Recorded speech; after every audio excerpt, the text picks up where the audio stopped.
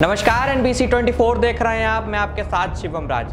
देखिए, जिस नीट छात्रा की मौत मामले में लगातार SHO और जो इस केस की IO थी रोशनी कुमारी, चित्रगुप्त नगर की थाना प्रभारी, उनके खिलाफ जो है अब पुलिस की तरफ से कार्रवाई शुरू कर दी गई है। जी हाँ, आपको बता दें कि शुरुआती दौर से ही जो है रोशनी कुमारी के ऊपर आरोप लगाया जा रहा था परिजन की तरफ से भी कि जो मामला है, जो केस है, उसको घुमाने की कोशिश की जा रही है और कहीं ना कहीं साक्ष्यों के साथ यानी कि सबूतों के साथ छेड़छाड़ की जा रही है। और इन सब में सबसे बड़ी बात, केस को मैनेज करने की कोशिश शुरुआती दौर में रोशनी कुमारी की तरफ से ही की गई थी। जी आपको बता दें कि परिजन की तरफ से यह आरोप लगा था कि रोशनी कुमारी जो है केस को मैनेज करने की बात कह रही थी, लेकिन अब जो है पुलिस की तरफ से इस पूरे मामले पर कार्रवाई शुरू कर दी गई है। आपको बता दें कि कल जो है SSP कार्यालय से एक नोटिफिकेशन जारी हुआ था जिसमें कदम कुआं थाना और चित्रगुप्त नगर थाना, इन दोनों के प्रभारी के ऊपर जो है जो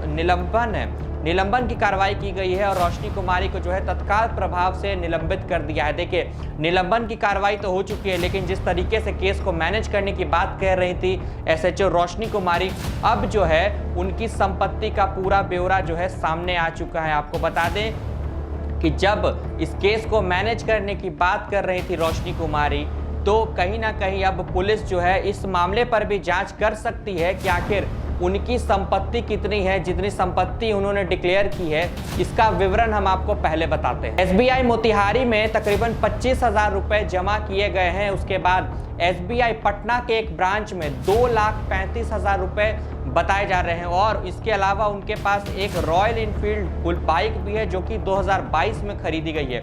उसके अलावा गोल्ड में 232 ग्राम, डायमंड 2 ग्राम और सिल्वर 400 ग्राम है। ये 2023 से 2024 की संपत्ति है जिसको रोशनी कुमारी ने डिक्लेयर किया, आधिकारिक तौर पर इसकी सूचना दी है। लेकिन अब जिस तरीके से इस पूरे मामले में रोशनी कुमारी के ऊपर सवाल उठ रहे थे, केस को मैनेज करने का, साक्ष्यों को मिटाने का, सबूतों के साथ छेड़छाड़ करने का और जो उस केस है उसको एक अलग एंगल देने का, तो अब जो है कहीं ना कहीं उनके ऊपर गाज गिरनी शुरू हो चुकी है और अब उनकी संपत्ति की भी जांच होनी चाहिए। क्योंकि जिस तरीके से अगर वो केस मैनेज करने की बात कर रही हैं, तो ये संपत्ति 2023-24 में उन्होंने डिक्लेयर की, यानी कि आधिकारिक सूचना दी है। लेकिन अब उनकी कितनी अवैध संपत्ति है या फिर जिस तरीके से इस केस में उनका नाम आ रहा था कि मैनेज करने की कोशिश की जाए, तो कहीं ना कहीं किसी से साठगांठ की जो बात है वो भी इसमें आ सकती है। तो अब जो है पटना पुलिस को इस पूरे मामले की जांच जो है गंभीरता से करनी चाहिए और रोशनी कुमारी की जो संपत्ति है उनके और उनके साथ साथ उनसे जुड़े परिवार वालों के भी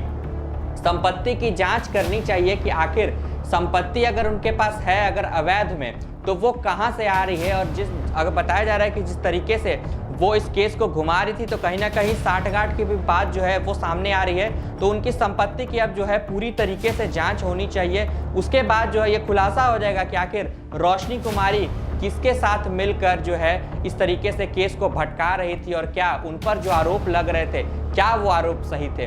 तो फिलहाल के लिए इस खबर में इतना ही। ऐसी तमाम अपडेट्स के लिए बने रहें NBC 24 के।